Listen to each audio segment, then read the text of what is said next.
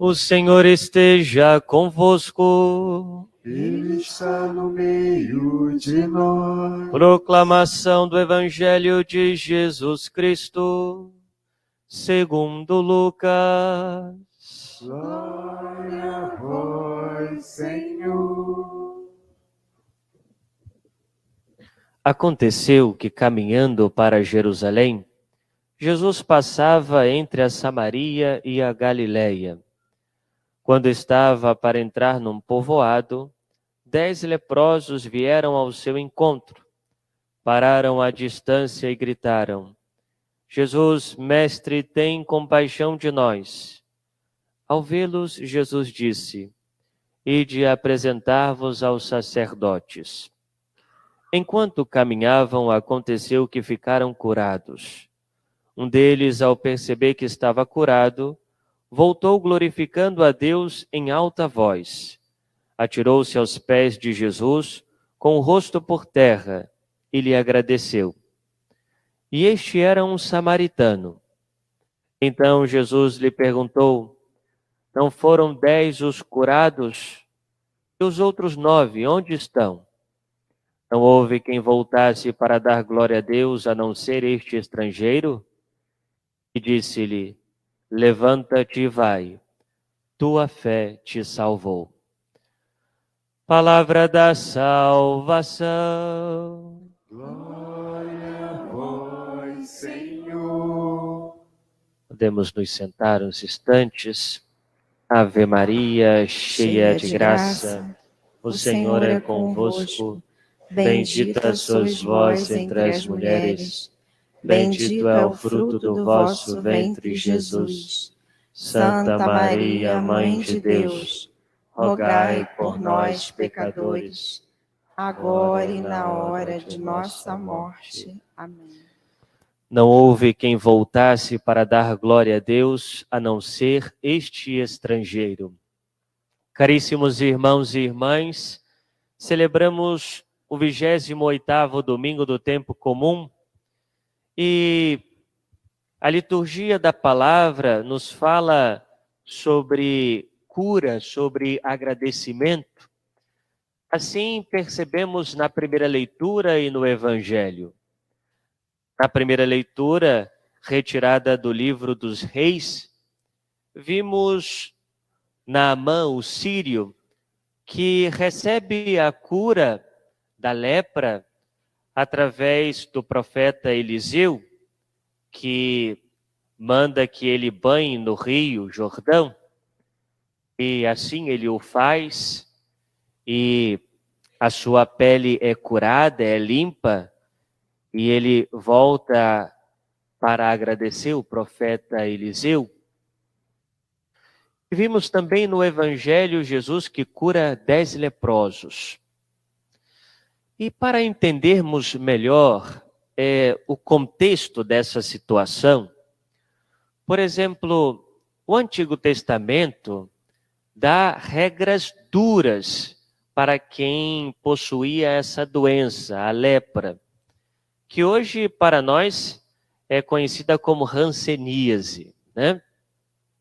Ou seja, aqueles que tinham essa doença viviam à margem da sociedade, não poderiam viver com os demais e deveriam andar com os cabelos soltos, a barba coberta, deveriam andar com roupas maltrapilhas, e se alguém chegasse perto, deveriam gritar alto: impuro, impuro, impuro, para que ninguém se aproximasse dessa pessoa. E somente o sacerdote do Antigo Testamento poderia declarar publicamente que alguém estava contaminado pela lepra ou que havia sido curado da lepra. Esse era o contexto. E por isso, as pessoas que tinham essa doença sofriam terrivelmente. Sofriam no corpo e também sofriam moralmente. Eram excluídas. E assim, meus irmãos, nós entendemos é o contexto da situação.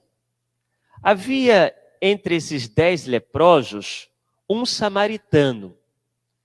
Jesus estava entre a Samaria e Jerusalém.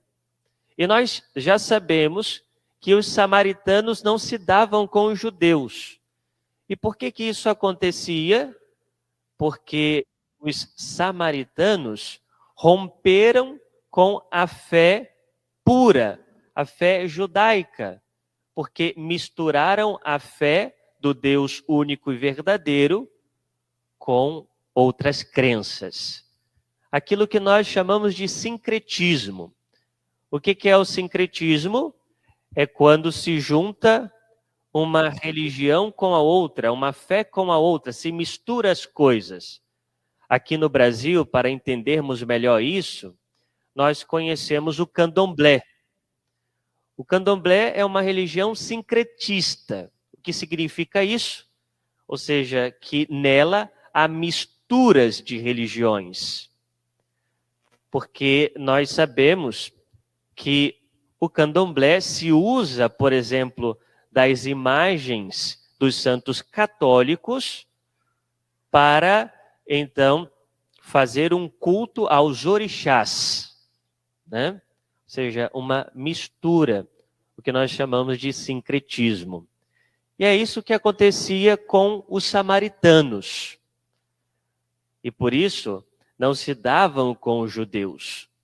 Os judeus julgavam, olha, vocês misturaram as coisas. Vocês não professam mais a fé pura no Deus verdadeiro. Mas aqui nós vemos que os 10 leprosos, dentre esses 10 estavam um samaritano. Conviviam juntos. Conviviam juntos. Ou seja, o sofrimento compartilhado uniram essas pessoas. E aqui nós entendemos que o sofrimento muitas vezes nos une. Ou seja, une aqueles que vivem em lugares diferentes, em países diferentes, etnias diferentes, religiões distintas. O sofrimento compartilhado une. E nós observamos isso, por exemplo, quando acontece uma catástrofe.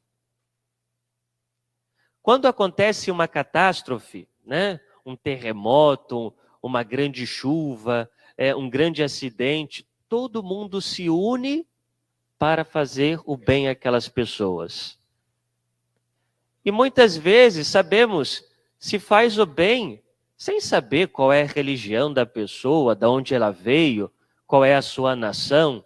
Não. Ou seja, o sofrimento compartilhado une. Isso é muito interessante. Não só une entre pessoas de religiões diferentes, nações, etnias, mas também une pessoas de uma mesma família que podem estar separadas. Às vezes, quando surge uma doença grave, uma enfermidade grave dentro da família, e aí, ou seja, essa enfermidade é como que um meio para que a família se una. Quando a família estava distante, quando, por exemplo, talvez um não se falava com o outro. E a enfermidade é esse canal de união.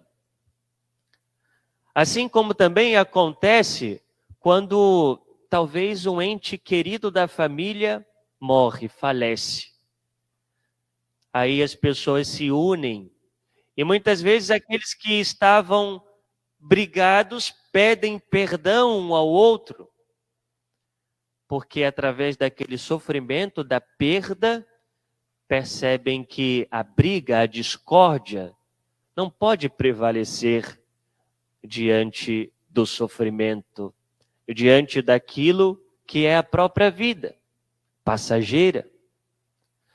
Muitas vezes, meus irmãos, nós nos deixamos levar pelas pequenas diferenças, talvez por pequenas picuinhas, na família, em casa, e às vezes dizemos, aquela pessoa me magoou, não vou mais falar com ela.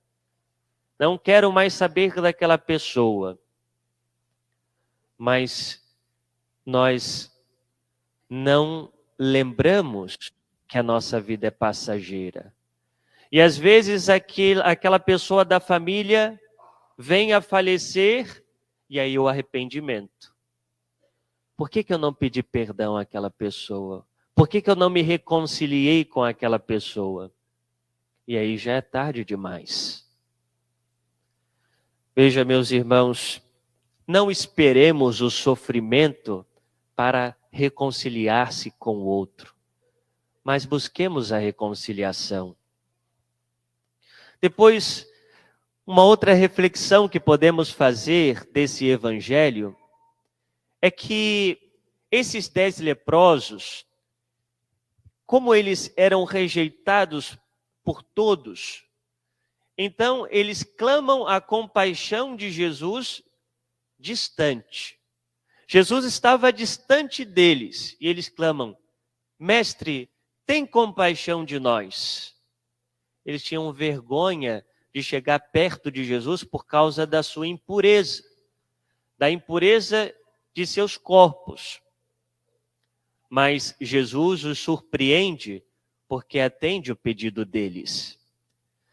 Veja, meus irmãos, às vezes nós temos uma mentalidade de que Deus não vai escutar a nossa oração porque pecamos contra Ele, ou porque estamos distante de Deus e achamos que Deus não escuta a nossa oração. Achamos que Deus não vai nos ouvir. Não.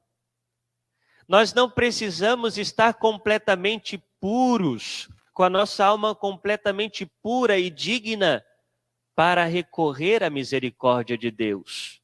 Deus sempre nos ouve, sempre nos ouve. E é essa aproximação de Deus, mesmo com o nosso coração impuro, mesmo com a nossa alma impura, que vai fazer com que Deus purifique a nossa alma. Aproximar-se dele, pedir a Deus a sua compaixão. E por fim, meus irmãos, olhemos para a atitude de Jesus e desses leprosos. Veja, nós precisamos pedir a Deus a graça que queremos alcançar, mas precisamos ter confiança em Deus, confiar nele. Esses 10 leprosos pedem a Deus a sua compaixão, mas Jesus exige deles a fé, a confiança, porque Jesus diz, olha, vocês precisam ir até o sacerdote. O que significava isso? Significa que Jesus está dizendo, vocês vão até o sacerdote e ele comprovará que vocês estão curados. Por isso, vão até o sacerdote. Jesus não impõe a mão sobre eles. Jesus não diz, olha, vocês estão curados. Jesus não diz nada disso. Ele diz, vão até o sacerdote. Então Jesus exige deles confiança. Olha, vão até lá e vocês ficarão curados. E os 10 leprosos vão a caminho do encontro com o sacerdote. Ou seja, põe a confiança em Jesus. E no caminho, diz o Evangelho, eles perceberam que ficaram curados. Perceberam que ficaram curados. A confiança em Deus. Pedir a Deus e confiar que Ele nos ouvirá. É necessário. A nossa oração, para ser uma oração eficaz, precisa ser uma oração que confia em Deus, que confia que Ele nos ouve, que Ele nos atenderá. Mas nesse evangelho nós vimos que só um voltou para dar glória a Deus através do agradecimento. Só um leproso voltou para agradecer a Jesus. E esse leproso que voltou para agradecer a Jesus era justamente o samaritano, que volta para agradecer. E o Evangelho diz que quando ele volta glorificando a Deus, exaltando a Deus, ele se prostra diante de Jesus. Veja, agora nós temos um diferencial aqui. Aqueles homens tiveram fé, confiaram em Jesus, porque ele era um mestre. Mas agora, esse homem que volta, ele se prostra diante de Jesus, ele adora Jesus. Já é uma fé diferente e maior, porque reconhece em Jesus o Messias, reconhece em Jesus o Filho de Deus. E por isso esse agradecimento gera para esse homem, esse samaritano que voltou para agradecer a Deus, um bem muito maior do que a cura da lepra. Ele recebe a cura da alma, ele recebe a salvação. Jesus diz para ele: levanta-te e vai, a tua fé te salvou. Meus irmãos, aqui a importância de sermos gratos a Deus.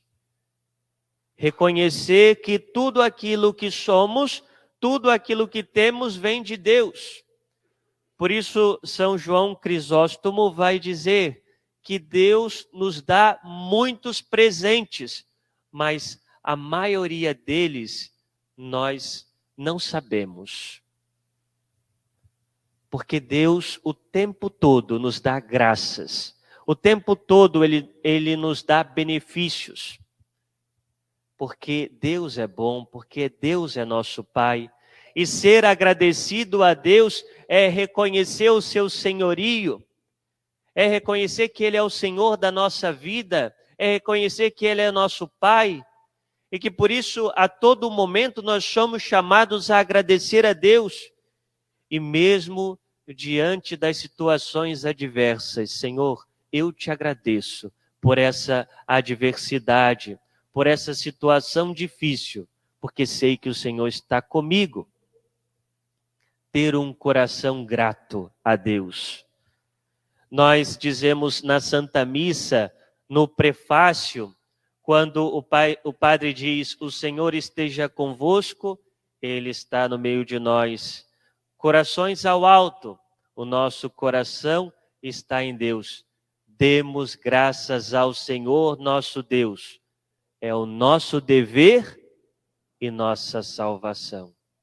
Dar graças a Deus é nosso dever e a nossa salvação.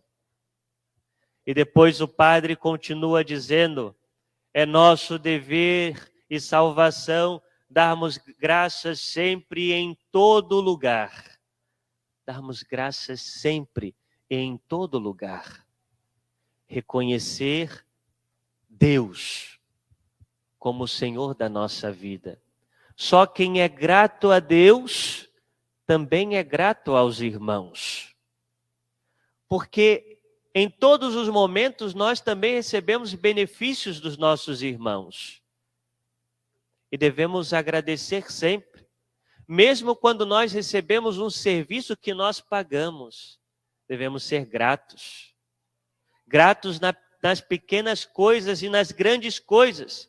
Ser gratos aos nossos pais, ser grato à esposa, ao esposo, ser grato àquele que nos serviu, ser grato ao médico que nos curou, ser grato àquele que cuidou de nós, ser grato, agradecer. Porque, de fato, meus irmãos, uma alma ingrata é alguém que não reconhece, não sabe reconhecer que depende dos demais e que, sobretudo, depende de Deus. Que, de fato, nós saibamos pedir a Deus e que confiemos nele. A nossa oração deve ser uma oração confiante e, ao mesmo tempo, uma oração que pede e dá graças a Deus pelos benefícios que Ele nos concede. Peçamos essa graça no dia de hoje, para que, sobretudo, Deus nos cure, nos limpe e nos dê a verdadeira salvação. Louvado seja o nosso Senhor Jesus Cristo. Para sempre seja louvado.